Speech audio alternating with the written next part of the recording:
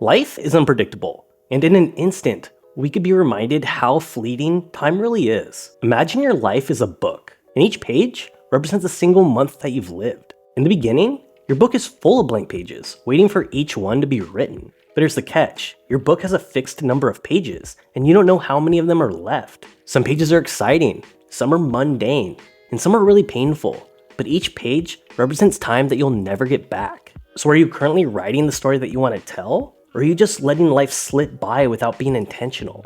Time is short, but in this video, I'm going to show you how to make every second count. And the first step is to realize the importance of building meaningful relationships. We live in a world constantly on fast forward. Work piles up, emails flood in, and meetings seem to stretch on forever. And in the middle of it all, we forget to nurture the relationships that truly matter to us. And it's so easy to tell ourselves that we'll catch up with friends tomorrow or we'll visit family next weekend. But here's a really hard truth that we all have to face. Tomorrow isn't guaranteed. I mean, one minute you're laughing with friends over a cup of coffee, and the next you're wondering why you didn't make more time for moments like that. I will never forget this moment that shifted my perspective. I had my head buried in work with tasks and deadlines approaching, and a close friend of mine just came by to visit. We really only had a few moments to reconnect, but something about that time really made me stop and think. The moments that I just kept pushing aside, the ones that just felt like they're not urgent enough, or the ones that just made my life feel the most full. It wasn't the deadline I had just met. It was that conversation, the stories we shared,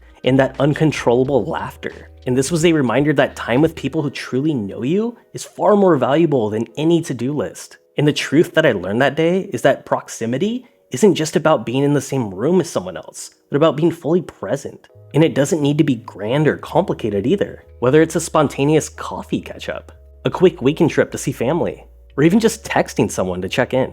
These little moments matter more than we could ever realize. I mean, look, I get it, we are all busy, but the trick is to make time. Just like we carve out hours for work, we need to make room for people who make life feel worth living. Otherwise, life has a really sneaky way of filling that time with distractions. And before you know it, you're left with a bunch of what ifs instead of real moments and memories. Remember this, it's not about the quality of time, it's about the quality of moments that you share. Because in the end, it really is those small intentional moments with people who really get you and care about you that matter the most.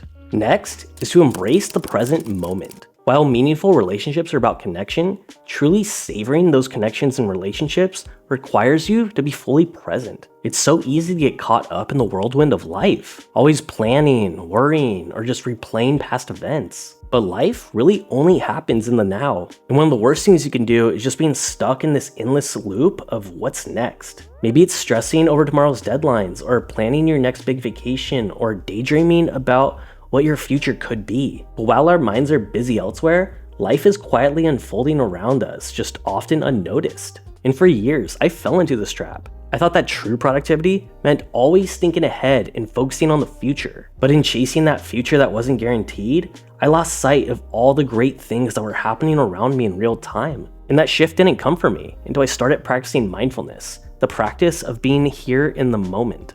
And this felt very abstract and impossible at first, especially with my ADHD. But the more that I tried it, the more I realized how transformative and grounding that it could be. And I'm not talking about putting your hair in a bun and sitting cross-legged on a mat for hours. I'm just talking about weaving presence into your daily life. And this all starts with small rituals like savoring your morning cup of coffee. Instead of rushing through it while scrolling on social media, just taking a moment to just be still and look at everything around you. Even just that one small act will help you feel a lot more calm and allow you to connect with yourself. And this practice has expanded into other parts of my day as well. For example, before I take on each new task, I take 3 deep breaths just to anchor myself in that moment. And this may sound insignificant, but you'll quickly see a shift in your focus and energy. There's a great quote by John Kabat-Zinn that's really resonated with me. You can't stop the waves, but you can learn to surf. Mindfulness is like learning to surf the wave of life. It doesn't mean life slows down, it means that you become more in tune with its rhythm. Think of it as creating little pockets of intentionality within your day.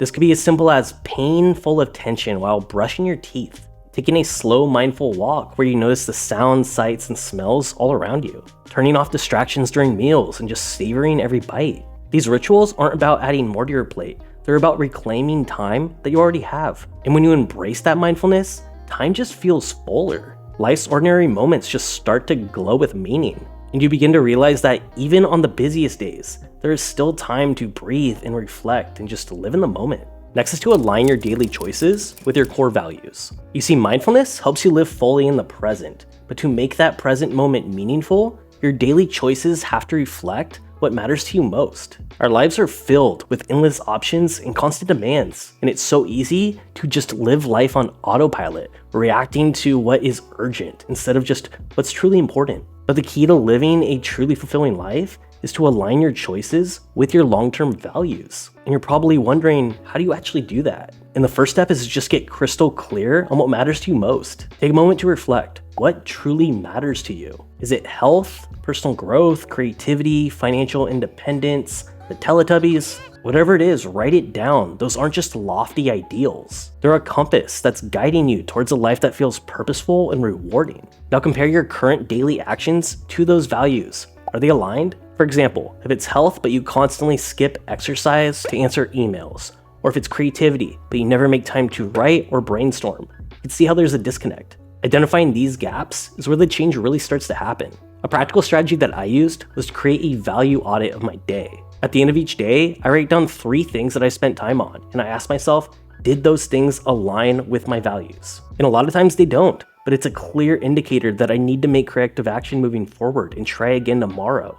And the best way that I found to make that corrective action is to intentionally design my day. It's been really helpful time blocking my days, because health is one of those pillars that's really important to me. And I know that I work out best in the morning, so I really need to be intentional about going to the gym from 6 a.m. to 7 a.m. so I can get to work on time. So I set that time block so I don't have to do things that late at night. So I have time to go to the gym, I have time to go to work, I have time to relax after work, and then I'm in bed without having to worry about obligations. So look at your schedule and decide what is something that you can do so you're able to fit in your values within your day. Maybe it's making time in the morning to prepare a healthy lunch so you're not eating fast food at work, or you're working on a side project like starting a YouTube channel and you're finding moments in those days where you can edit and film. I mean, really the hardest part is learning to say no to things that don't serve your values. This might mean declining an invitation, or delegating a task, or choosing rest over hustle. Every no to something that's misaligned is a yes to something that truly matters. Once you know what you value,